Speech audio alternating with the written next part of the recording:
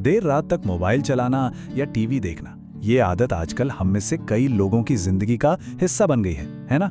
कभी काम की वजह से तो कभी बस यूं ही सोशल मीडिया स्क्रॉल करते हुए। पर क्या कभी सोचा है कि ये आदत हमारे शरीर और दिमाग पर कितना गहरा असर डाल सकती है? अगर इसका जवाब हाँ में है तो यकीन मानिए ऐसा महसूस करने वाले बहुत लोग हैं। देर रात तक जागना और फिर सुबह थका थका सा महसूस करना ये एक बहुत ही आम बात हो गई है। लेकिन चलिए आज ये समझने की कोशिश करते हैं कि इसकी असली कीमत क्या चुकानी पड़ती है। तो आज हम किन चीजों पर बात करेंगे? सबसे पहले समझेंगे देर रात तक जागने की इस आदत को, फिर जानेंगे कि आयुर्वेद में नींद को इतना जरूरी क्यों माना गया है।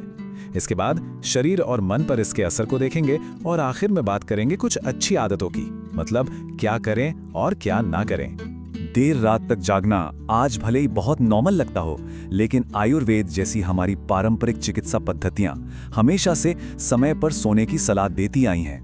और ये सिर्फ एक अच्छी आदत की बात नहीं है, बल्कि ये हमारी सेहत का एक बहुत बहुत जरूरी हिस्सा है।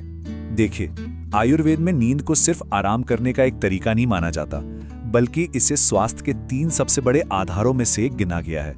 ये वो वक्त है जब हमारा शरीर खुद को हील करता है, अपनी मरम्मत करता है और अगले दिन के लिए नई ताकत जुटाता है। आयुर्वेद का ये सिद्धांत बिल्कुल साफ है, जैसे अच्छा भोजन और सही जीवन शैली जरूरी है, वैसे ही अच्छी नींद भी सेहत का एक मुख्य स्तंभ है। जब हम सोते हैं तो सिर्फ शरीर आराम नहीं करता, बल्कि वो खुद को अंदर से ठीक करने का सबसे जरूरी काम कर रहा होता है।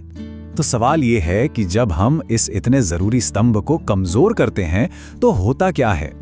असल में देर रात तक जागने के 5 बड़े नुकसान हैं जो सीधे सीधे हमारे शरीर और हमारे दिमाग पर असर डालते हैं। चलिए एक एक करके इन्हें समझते हैं। तो सबसे पहला और जो सीधा असर दिखता है वो है जिस्मानी थकान। जब शरीर को पूरा आराम ही नहीं मिलेगा तो वो अगले दिन के लिए पूरी तरह से तैयार कैसे होगा? और यही चीज हमें दिन भर ऊर्जा की कमी के तौर पे महसूस होती है। और ये सिर्फ ऐसा नहीं है कि थोड़ी नींद आ रही है, इसके लक्षण हैं पूरे दिन थका थका महसूस करना, शरीर में एक तरह की कमजोरी लगना और यहाँ तक कि रोज के छोटे मोटे कामों के लिए भी एनर्जी का ना होना। नींद की कमी का असर सिर्फ शरीर तक ही सीमित नहीं रहता, इसका हमारे दिमाग पर भी बहुत गहरा असर होता है। यूं समझिए कि एक थका हुआ दिमाग तनाव और चिड़चिड़ेपन का घर बन जाता है। जब नींद पूरी नहीं होती तो स्ट्रेस लेवल सीधे तौर पर बढ़ जाता है। छोटी छोटी बातों पर चिड़चिड़ापन होने लगता है और किसी भी काम पर फोकस करना, ध्यान लगाना बहुत मुश्किल हो जाता है। ये सुनकर शायद थोड़ा अजीब लगे, पर हमारी नींद का सीधा कनेक्शन हमारे पाचन यानी डाइजेशन से भी है।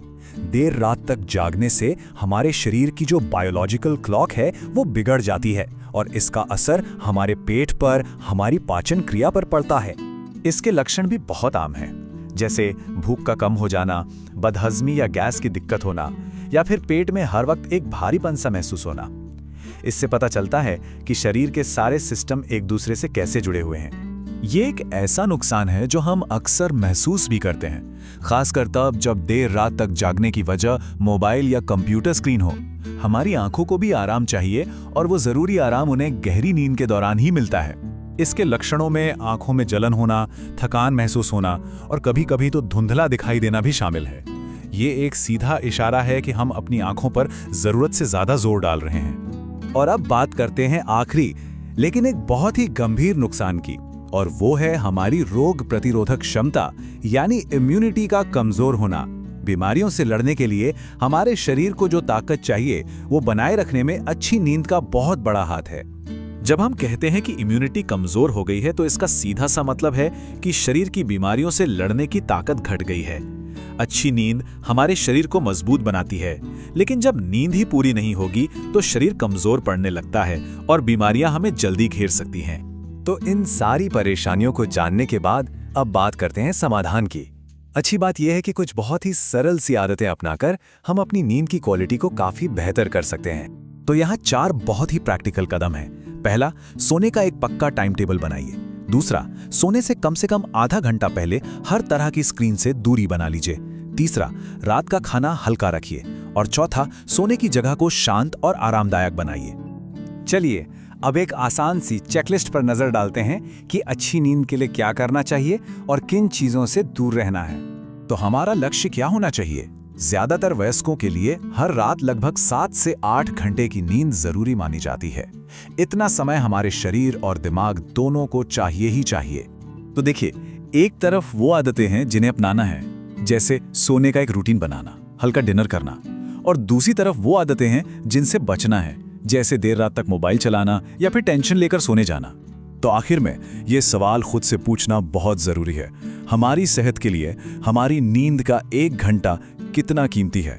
हम अक्सर काम या मनोरंजन के लिए अपनी नींद कुर्बान कर देते हैं, लेकिन शायद उस 1 घंटे की कीमत हमारी सोच से कहीं ज्यादा है। याद रखिए, अच्छी नींद ही अच्छे स्वास्थ्य की कुंजी है।